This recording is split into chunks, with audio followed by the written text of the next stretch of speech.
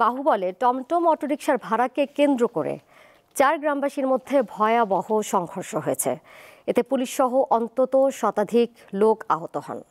সকাল 10:30 থেকে দুপুর 1:30 পর্যন্ত একটানা ঢাকা সিলেট মহাসড়কের মৌচাক এলাকায় এই সংঘর্ষ চলে। এ সময় বেশ কয়েকটি দোকানে লুটপাট ও অগ্নিসংযোগ করা হয়।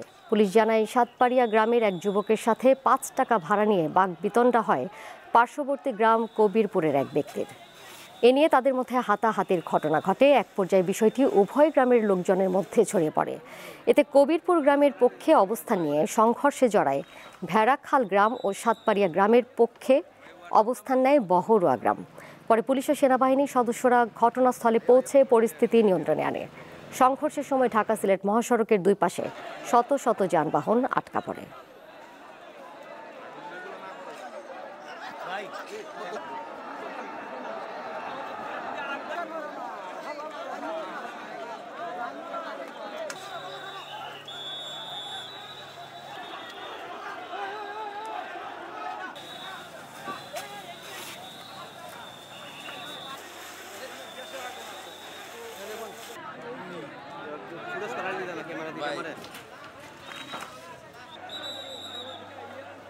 व्हाट्सएप नंबर शो दूँ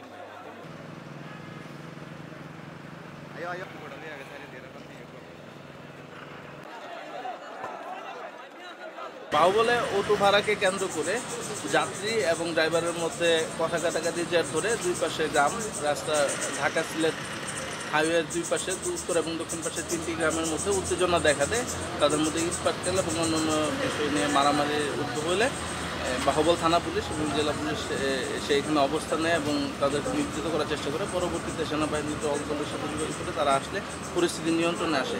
এর মধ্যে আমাদের 2জন পুলিশও আহত হয়েছে, আর কিছু লোকজন আহত হয়েছে, গুরুতর আহত নেই।